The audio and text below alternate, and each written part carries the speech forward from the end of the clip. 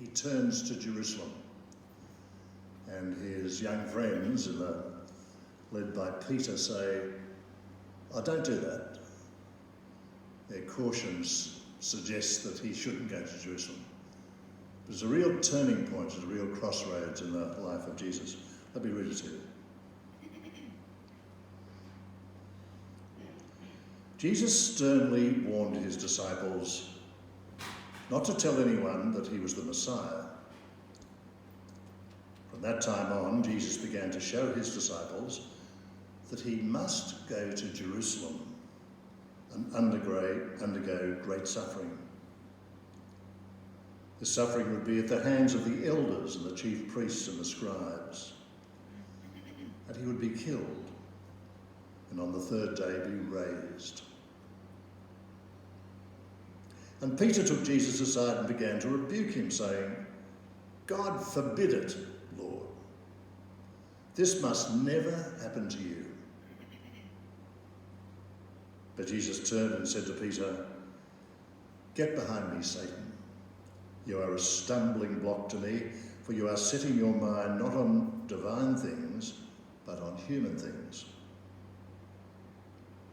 Then Jesus told his disciples, "If anyone wants to become my follower, let them deny themselves and take up their cross and follow me. For those who want to save their life will lose it. And for those who lose their life for my sake will find it. For what will it profit them if they gain the whole world but forfeit their life? Or what will they give in return for their life?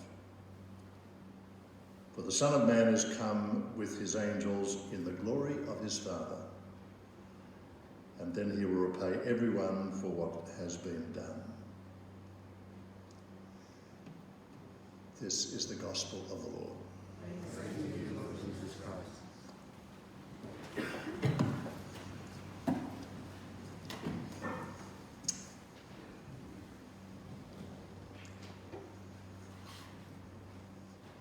We get interested in different sorts of things as we grow older, I think. Well, that's been my experience anyway. One of the interesting sciences that I dabble in a little bit, I hardly even do that really, but is archaeology. Particularly archaeology of the Middle East and the place where these stories that we read each Sunday are born. And they're doing incredible work. Every week, every month, there's archaeological findings in parts of Israel and Palestine. Do we still use the word Palestine?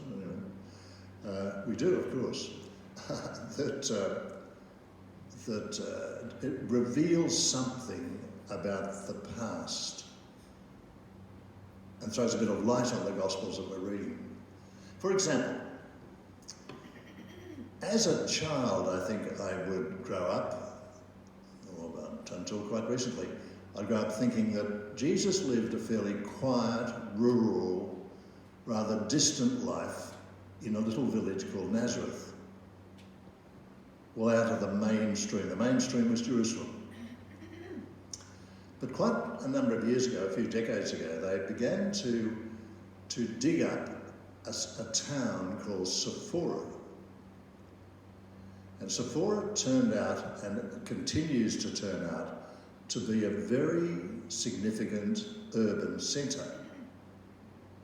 And it's only 6 miles, 6 kilometres from Nazareth.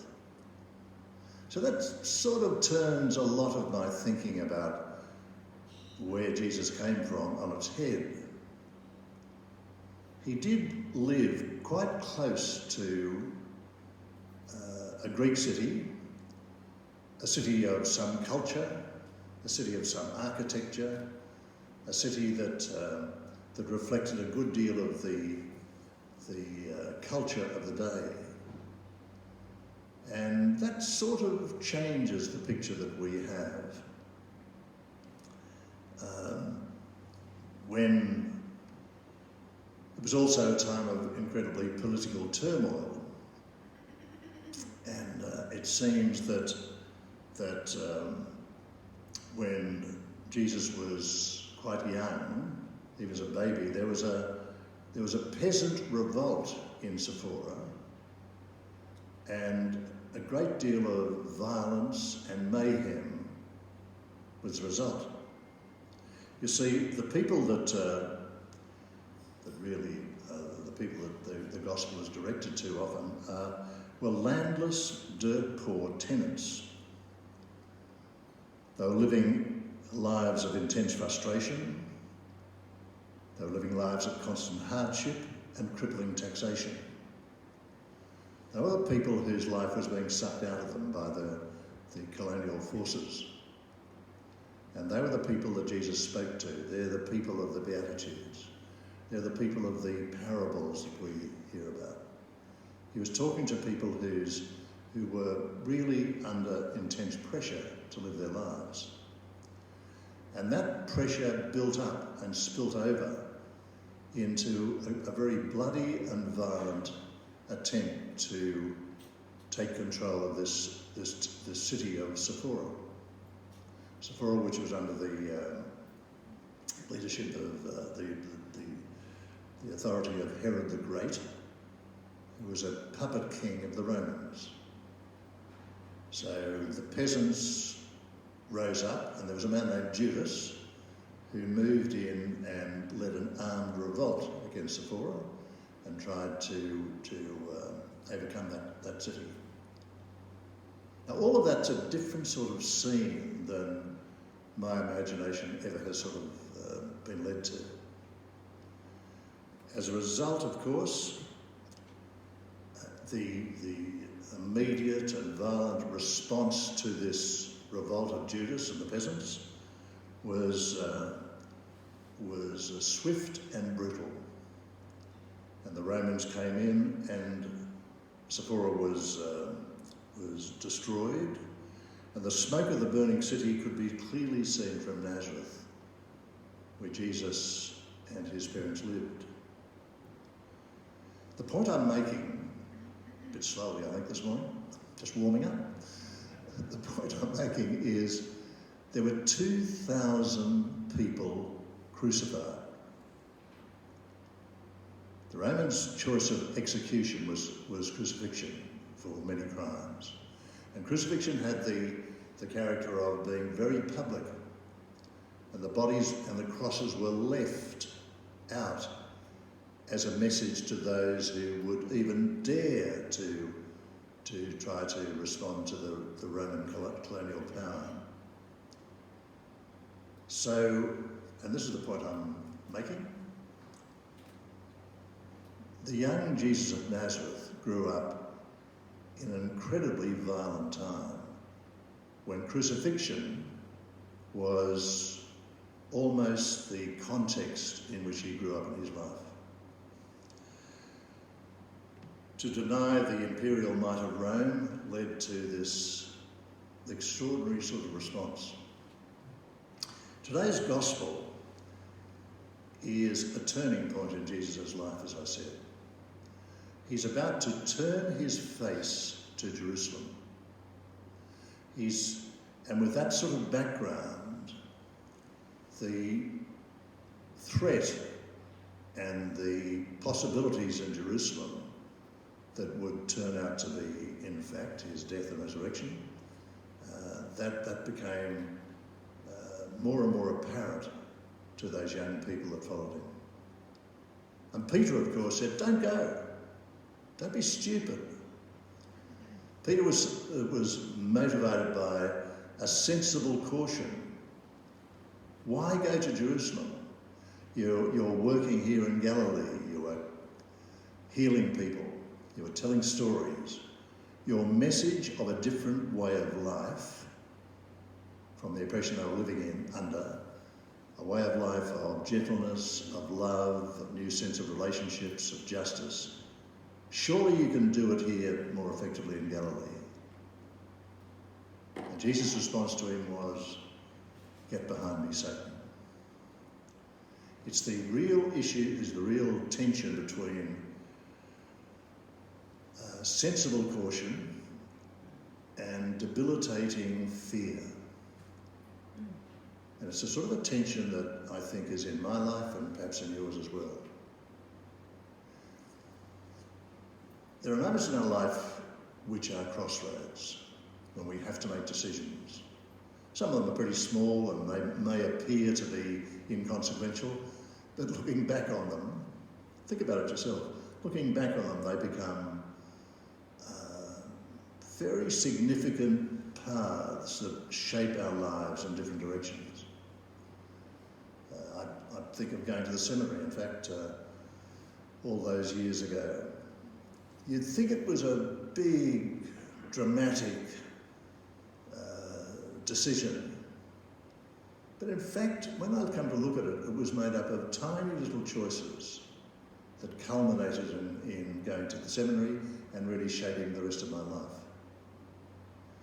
Those decisions, those crossroads, those moments in your life, which seem to be inconsequential, sometimes have enormous implications to them. And today's gospel is more or less raising that question for us. So there's a question. Ask yourself, what are the moments in your life when you are standing at crossroads and you've made a decision which has really dictated how you've lived your life ever since? Marriage is one, I guess, choosing the work that you're doing, choosing a profession, where you live, who do you choose as your friends? How do you live your life? Is it sort of a life in which you're concentrating on your own goals, or can you see a wider sense of compassion in your life of other people? A whole range of things which are the decisions that make us who we are. And as I said, sometimes the decisions are caught between two things. Cautious common sense and debilitating fear. And you would say, well, I usually choose cautious common sense.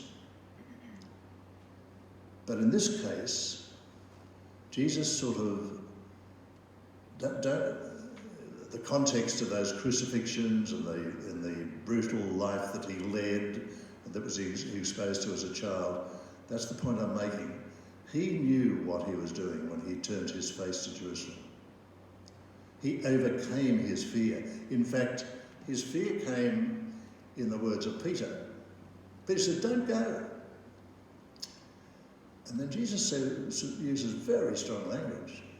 He says, "Get behind me, Satan. Get behind me. Don't feed that fear that is naturally part of my life. I have to do this, I see it clearly, and I'm going to move to Jerusalem," as he did. That sort of decision, that sort of tension that we live our lives in, between sensible caution and the fears that really often prevent us from, well, at times being our better selves. At times there might be mistakes too. But as so many people say, you make nothing if you don't make mistakes. And they're the sorts of decisions that are before us. So, I hope that makes a bit of sense. I'd say Jesus is facing a turning point. And it's a very critical turning point in his life. I think probably the gospel is saying to us, yes, there are turning points in our lives. There are moments, decisions that we make. Some small and not inconsequential, small and almost unnoticed. Some are larger and require a good deal of courage to sort of confront them. There's a quotation from Ernest Hemingway here that I suppose he was he sort of moved to a wilder sort of set of choices in his life, but he said, we have to get used to the idea that the most important crossroads of our life, there are few signs. The most important crossroads of our life, there are few voices and few signs of knowing which way to move. And so it draws upon our best self, our smartest self, our most courageous self to head in the right direction. But in fact, sometimes they lead to pain, as this gospel would suggest to us. But they are perhaps close to the very centre of who we are. Let me conclude with the words of that Jesuit Archbishop of Milan, Cardinal Martini. He said, "The beauty that will save the world is the love that shares the pain." The beauty that will save our world is a sense of love that shares the pain, which often is the result of courageous decisions. And that pain is so much part of the gospel story that we read and we continue to try to reflect upon and understand the implications in our own life.